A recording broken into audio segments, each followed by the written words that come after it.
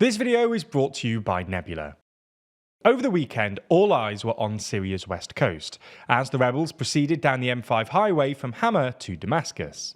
However, at the same time, quite a lot was happening in the south of the country, where Israeli forces advanced from the Golan Heights into what had previously been a UN-administered buffer zone, taking strategically important territory around Mount Hermon and apparently advancing as far north as Katana, a small town that sits just 20 kilometers from Damascus.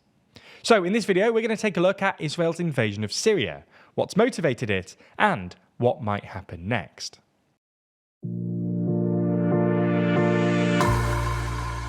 Before we start, if you haven't already, please consider subscribing and ringing the bell to stay in the loop and be notified when we release new videos. So let's start with a bit of context. This story really begins way back in 1967 with the Six-Day War. The proximate cause of the war was Egypt's decision to close the Strait of Tiran to Israeli vessels, but tensions between Israel and its Arab neighbours had been rising for a while beforehand, largely because Palestinian militant groups were operating out of their territory. The 1967 war resulted in a decisive Israeli victory, with Israel capturing the Sinai Peninsula and Gaza Strip from Egypt, the West Bank and Old City of Jerusalem from Jordan, and the Golan Heights from Syria. Israeli forces captured the Golan Heights in the final days of the war, largely because they considered it strategically valuable territory. During the war, Syrian forces had used the area to shell Israeli villages in the Hula Valley below, and Israel argued that not occupying the territory would leave it vulnerable to future artillery attacks. To understand this, you sort of need to see a topographical map of the area. The Golan Heights are sort of an elevated plateau, sitting above the Sea of Galilee. The north of the Golan Heights is Mount Hermon, which is basically the last mountain in the anti-Lebanon mountain range, and will become relevant later on in the video. Anyway, seizing the Golan Heights also strengthened Israel's negotiating position after the war, and guaranteed Israeli access to the Banya Spring, a tributary of the Jordan River. Israel held on to the Golan Heights until the Yom Kippur War in 1973, when Syria launched a massive surprise attack on the territory, coinciding with Egypt's assault in the Sinai Peninsula.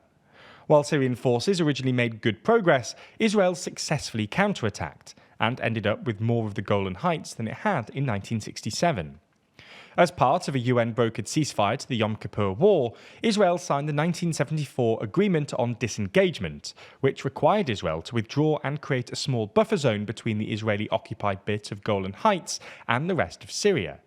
This buffer zone is pretty tiny, less than a kilometre wide in places, and occupied by a UN-led peacekeeping force known as UNDOF. In 1981, Israel unilaterally annexed the Golan Heights, claiming it as Israeli territory, although this claim has only been recognised by the US and is widely considered a violation of international law. Anyway, this has sort of been the status quo for the past 50 years or so. Israel has de facto controlled the Golan Heights, and the UN has administered a thin buffer zone between there and the rest of Syria. However, since Assad's removal, Israel has apparently moved to change the status quo. In the early hours of Sunday morning, less than a day after Assad had fled to Russia, Israeli ground forces began advancing into the UN buffer zone, moving north along the Lebanese border towards Mount Hermon.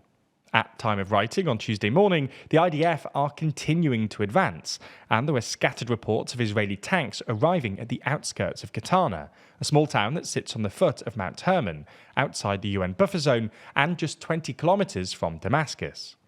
This advance has been accompanied by a series of Israeli airstrikes across Syria, which basically destroyed every aircraft and naval vessel in the country, as well as what looked like a number of chemical weapons facilities, which Israel justified by saying they were to prevent the weapons falling, quote, into the hands of extremists.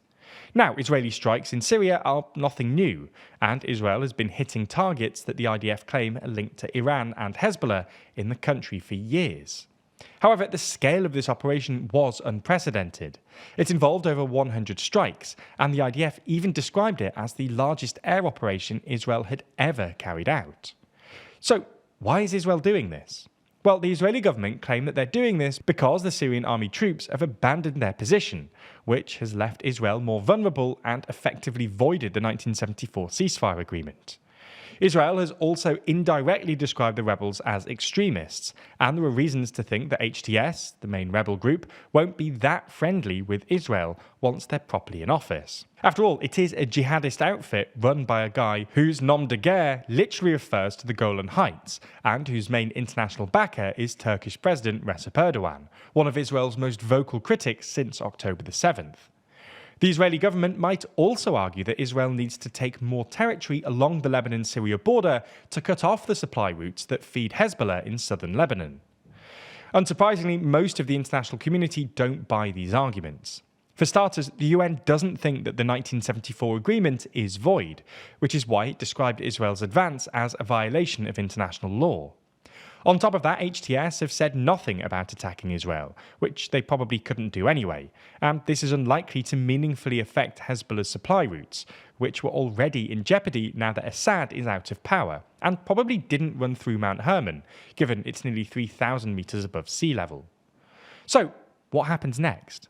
Well, in a statement published on X, Israel's Prime Minister Benjamin Netanyahu claimed that the incursion represented, quote, a temporary defensive position until a suitable arrangement is found. Whether Israel can reach what is considered a suitable arrangement with Syria's new HTS-led government remains to be seen. But it's telling that the word temporary didn't feature in any Hebrew language press releases. This is a classic Netanyahu tactic, by the way. His English language press releases are usually more measured than his Hebrew language ones, but historically the Hebrew ones have been the better guide to his future actions.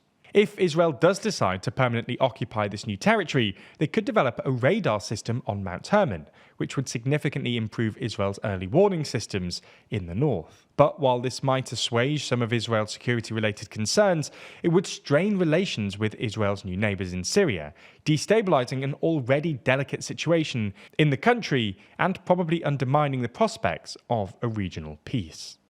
As you've probably noticed, the news cycle is particularly fast right now, with coups, elections and governmental gossip happening all over the world.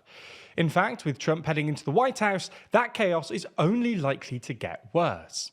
If you're feeling a little lost and even a little depressed, then you might want to check out our series WTF USA, where we explain everything that's happened across the pond in the land of the free. Because while the election might be over, the number of WTF moments only looks likely to increase. Unlike some of our other more serious videos, the tone of WTF USA is more light-hearted and takes something of an irreverent look at what's going on. Regular viewers will be pleased to hear that the series has been extended due to overwhelmingly popular demand over on Nebula. If these trends continue, hey! Now, if you didn't know, Nebula is an independent creator-owned streaming platform that specialises in thoughtful content. Over there you can find creators like Wendover Productions, Real Life Law and Legal Eagle, with many of them releasing their very own original series on the platform. We're super proud of WTF USA, and we hope that with your support, we'll be able to make other interesting, weird and entertaining series with Nebula in the future. So signing up genuinely helps TLDR to grow and expand. You can also watch every normal TLDR video on Nebula ad-free, and in some instances before they land on YouTube.